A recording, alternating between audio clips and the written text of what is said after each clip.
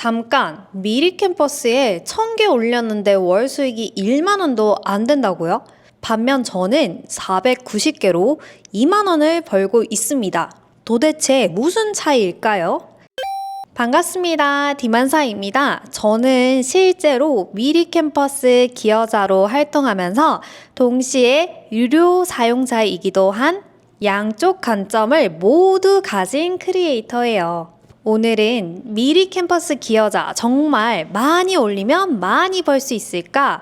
이 뜨거운 주제로 여러분들과 솔직한 이야기를 나눠보려고 합니다. 많은 분들이 이렇게 생각하실 거예요.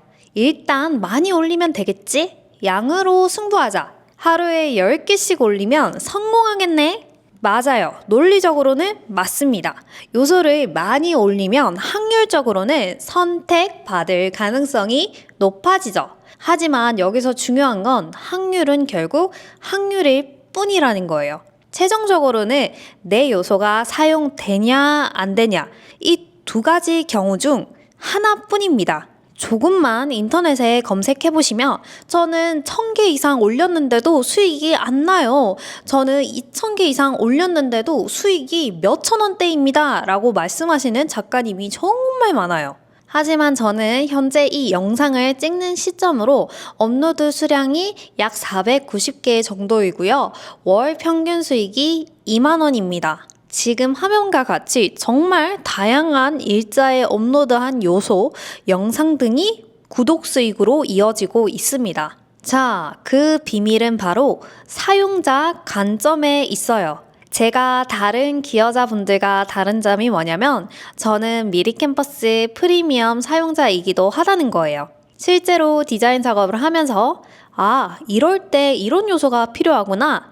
이런 상황에서는 이런 스타일을 찾는구나 를 직접 체감하고 있어요. 수익으로 잘 연결되는 요소를 그리거나 만들기 위해서는 언제, 왜, 어떤 요소를 사용자가 필요로 하는지를 이해하고 그에 맞춰 제작해야 합니다. 그럼 구체적으로 어떻게 해야 할까요? 제가 실제로 사용하는 전략 3가지를 말씀드릴게요.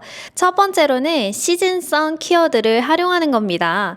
자, 시즌성 키워드는 아시다시피 가을, 겨울, 명절, 여름 휴가 같은 키워드들이 있죠. 그러면 이걸 어떻게 활용을 한다? 적어도 시즌이 다가오기 3개월 전에 업로드 하시는 것을 추천드립니다. 카드뉴스나 프레젠테이션처럼 웹에 활용하는 것들도 있을 수 있지만 실제로 현수막이나 명함같이 인쇄물에 들어가는 작업물도 꽤 있을 거예요.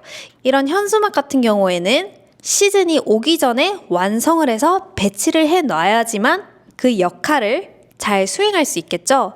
그렇기 때문에 인쇄가 필요한 요소들 같은 경우에는 시즌이 오기 2-3개월 전부터 준비를 다 끝마칩니다. 예를 들어서 크리스마스가 다가온다라고 생각을 해볼게요. 그러면 현수막은 언제 제작할까요? 12월 1일 날 제작을 할까요? 안 됩니다. 인쇄물이 찍어 나오는 기간, 배송 기간 등을 합치면은 훨씬 더 그 전부터 10월 말에서 11월 초처럼 굉장히 이른 타이밍부터 인쇄물을 찍어내기 시작합니다. 그렇기 때문에 미리미리 저희가 요소를 올려놓아야겠죠. 두 번째로는 키워드 리서치입니다. 실제로 미리 캠퍼스 에디터로 들어가서 탭을 한번 클릭해보세요. 그러면 화면과 같이 추천 키워드가 뜰 거예요. 추천 키워드를 통해 요소를 그리면 좋겠죠. 물론 이 추천 키워드 같은 경우에는 매일 추천을 해주는 게 아니라서 조금 늦은 감이 있는 키워드가 뜰 때도 있으니까 참고해주세요. 세 번째로는 사용자 여정 분석입니다. 내가 디자이너라면 언제 이 요소를 쓸까? 내가 카드 뉴스를 만들 때 어떤 요소를 찾고 있지? 내가 블로그 디자인을 할 때 어떤 요소를 사용하면 좀 더 블로그를 잘 꾸밀 수 있을까? 등 항상 사용자에 대한 질문을 던져보세요. 단순히 예쁜 요소가 아니라 실용적인 요소를 만드는 게 핵심이에요. 자, 앞에 3가지 노하우를 통해서 팔릴 만한 스톡 요소라든지 사진 등을 참고를 할 때는 역시나 내가 올리는 요소를 사용할 에디터를 살펴보는 게 제일 좋아요. 보통 미리 캠퍼스 기여자를 가장 많이 하시잖아요. 그러면 반드시 여러분들은 미리 캠퍼스 에디터를 꼭꼭 살펴보셔야 돼요. 그 중에서 미리 캠퍼스 템플릿 탭은 반드시 확인해야 합니다. 템플릿 탭에 보면 인기 탑 분야도 있고요. 오늘의 추천 템플릿 코너도 있습니다. 이런 것들을 보면서 여기 보면 칠판이 쓰이는구나.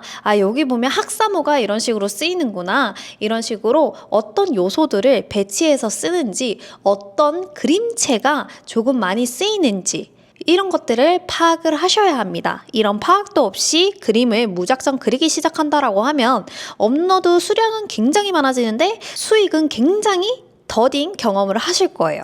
자, 마지막으로는 마인드셋을 바꿔보시는 거예요. 기존에는 많이 올리면 많이 벌 수 있겠지라고 생각한다면 조금만 바꿔서 우리는 사용자가 원하는 것을 정확하게 만들자라고 바꾸는 거예요.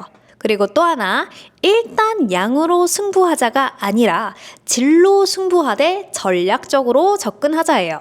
자, 여기서 말하는 질, 즉 퀄리티는 화가나 전문 일러스트 작가님처럼 엄청난 화려한 기술을 사용한 정말 완성도 높은 그림이 아니에요. 왜냐하면 아까도 보셨다시피 템플릿에 쓰일만한 거, PPT에 쓰일만한 거, 카드뉴스에 쓰일만한 그 정도 퀄리티가 나오면 됩니다. 제가 여러 번 언급드렸듯이 퀄리티는 굉장히 주관적이에요. 어떤 사람 입장에서는 이 퀄리티가 굉장히 높아 보이는데 어떤 사람 입장에서는 이 퀄리티가 낮아 보일 수 있어요. 그것은 타겟에 따라 달라지는 것이기 때문에 너무 고민하면서 안 팔리는 이유가 내 그림체가 별로라서겠지? 라고 생각하는 것보다는 내 그림체가 템플릿에 사용하기에는 조금 부족하지 않을까? 라고 생각을 바꿔보시는 거예요. 자, 그리고 마지막 생각은 내가 좋아하는 스타일로 만들자가 아니라 사용자가 필요로 하는 스타일을 만들자입니다. 저도 처음에는 제가 그림을 그리는 게 너무 재밌으니까 제 스타일로만 만들었어요. 하지만 실제 사용자가 되어보니 전혀 다른 관점이 보이더라고요. 오늘 핵심을 딱 정리하면 무작정 많이가 아니라 전략적으로 정확히입니다. 작가님도 이제 사용자 관점에서 생각해보세요. 분명 결과가 달라질 거예요. 앞으로도 스톡 작가에 대한 정보가 궁금하다면 디만사 유튜브를 꼭 구독, 알람 신청 해주세요. 다음에 또 만나요.